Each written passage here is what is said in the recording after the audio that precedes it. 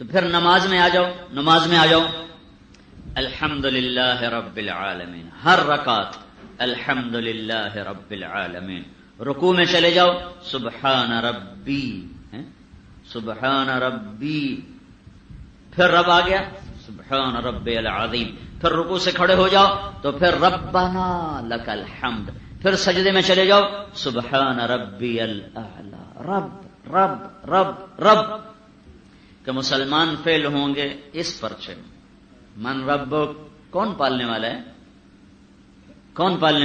من ربک۔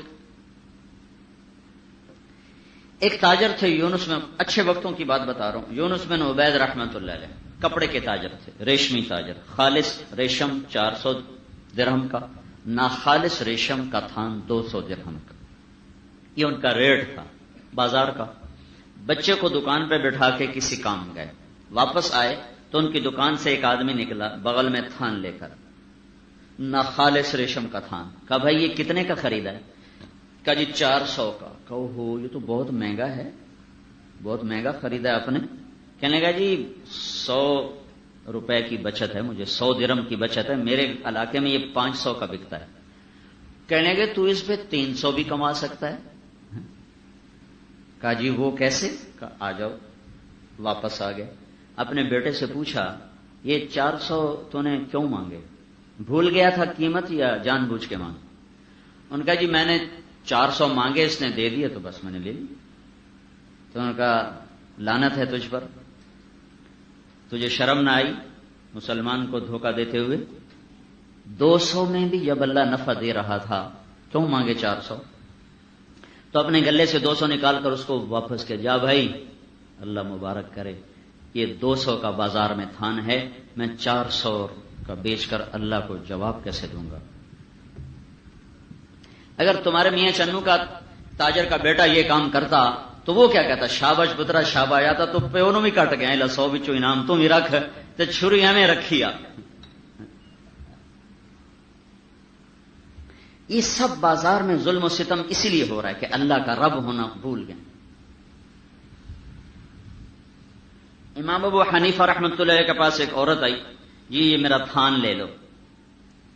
وہ کپڑے کے تاجر تھے، کہا اماں کتنے میں لوگی؟ کتنے لوگی؟ کہنے لگی 200۔ کہنے لگے نہیں تیرا تھان قیمتی ہے، 200 کا نہیں ہے۔ کہا تو پھر 300 دے دو۔ کہا نہیں 300 کا بھی نہیں، مہنگا ہے۔ کہا پھر 400 دے دو۔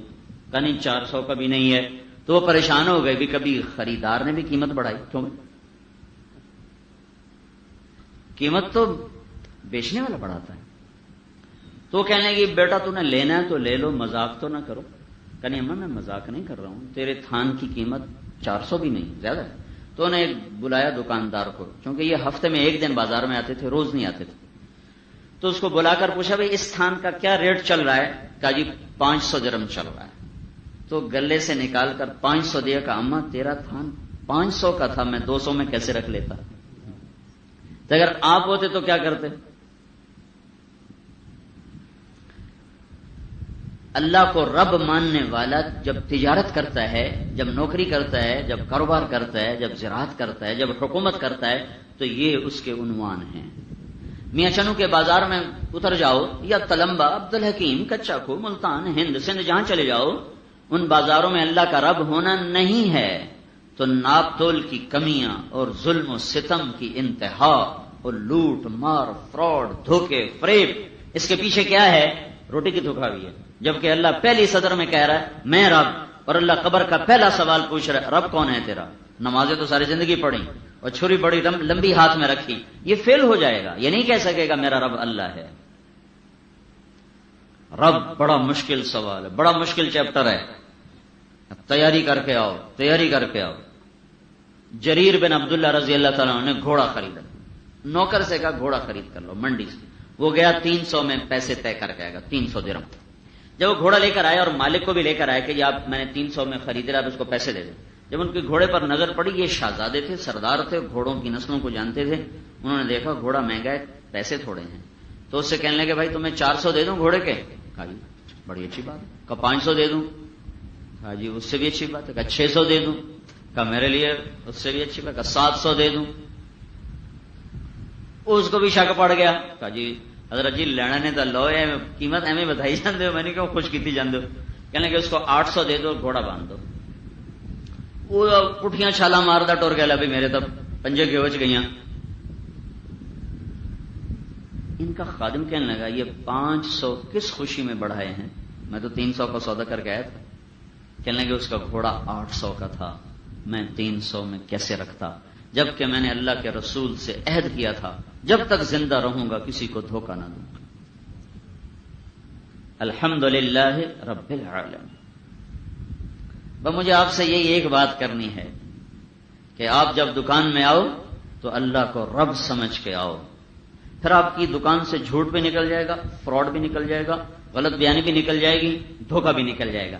اور اگر اللہ کا رب ہونا دلوں میں نہ اترا تو یہ اس ظلم کو کوئی نہیں روک سکتا۔ کوئی حکومت ایسی نہیں ہے جو ایک ایک دکان کا آ کر ناپ تول پیمانہ دیکھتی رہے۔ ایک تھانے میں 20-25 سپاہی ہوتے ہیں اور اس کے گرد حلقہ ہوتا ہے کوئی 50-60 گاؤں کا۔ یہ 20-25 کے ٹوٹے بھی کرو تو پورے نہیں آ سکتے۔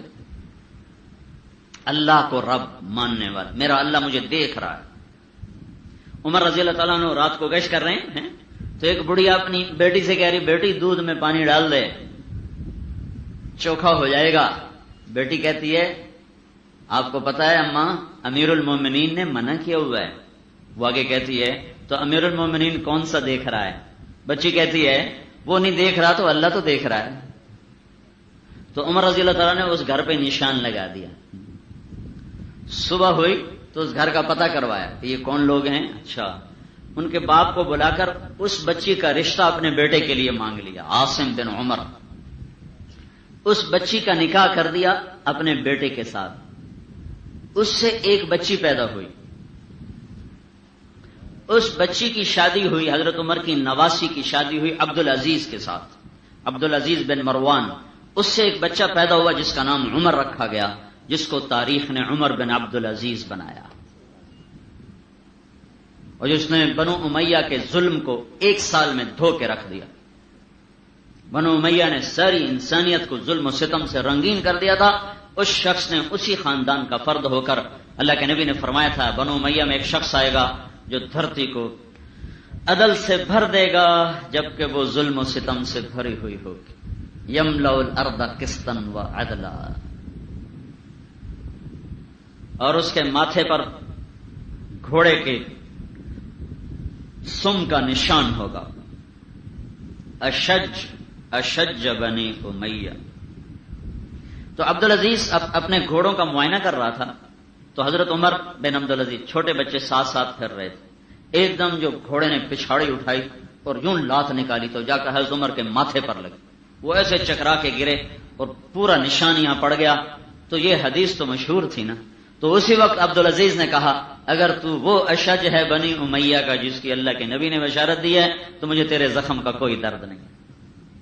بچی کہہ رہی پانی نہیں ملا نا، کیوں؟ اللہ دیکھ رہا ہے، اللہ دیکھ رہا ہے۔ جب ایک دکاندار غلط چیز دے، اس کو تو پتہ میں نے غلط دے دی۔ یہ ہمارے ٹریکٹروں کے ساتھ کیا ظلم ہوتا ہے۔ یہ مستری ایسے ظالم ہیں کہ وہ ادھر سپیئر پارٹ والوں سے ملے ہوتے ہیں، ادھر ہم سے نئے پرزوں کی قیمت لیتے ہیں، وہ پرزے پھر آگے جا کے بیچ دیتے ہیں اور وہی پرزے اگلی صاف ستھرا کر کے فٹ کر کے چوتھے دن ہمارا ٹریکٹر بیٹھا ہوتا ہے۔ ایک دفعہ انجن ہم نے نیا کروایا، سارا انجن نیا کروایا، پہلے سٹارٹ پر پھٹ کے وہ گیا، تو ان کا تو گھر بھر گیا ہوگا ہیں، لیکن یہ حساب دینا نہیں پڑے گا آگے جا کے۔ رب اللہ ہے، رب اللہ ہے، پالنے والا ہے، پتنگے اور پروانے کو